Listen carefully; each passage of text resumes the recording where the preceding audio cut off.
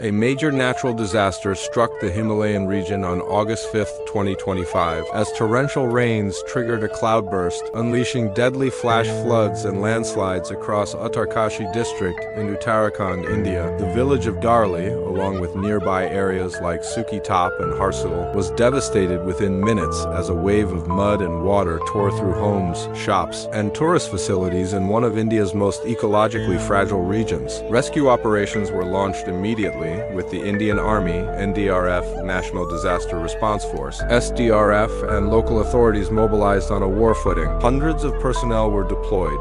Helicopters were brought in to airlift survivors from remote locations, and emergency hotlines were activated to assist affected families. Both the central and state governments issued weather alerts and promised full support to relief efforts. This catastrophe has once again raised serious concerns over the vulnerability of Himalayan regions to extreme weather events. Experts link the increasing frequency and intensity of cloudbursts to climate change, deforestation, and unchecked construction that disregards the ecological sensitivity of the mountains. Environmentalists and disaster experts are calling for urgent reforms in land use planning and disaster preparedness in such high-risk zones. Residents have been advised to avoid riversides and low-lying areas during heavy rainfall and to report to local relief centers if in need. Meanwhile, humanitarian organizations are mobilizing aid for victims, and donations are being accepted to support emergency relief and long-term recovery. The situation remains fluid and casualty figures may rise as rescue operations continue. The focus remains on locating the missing, evacuating survivors, and ensuring safety in the affected areas.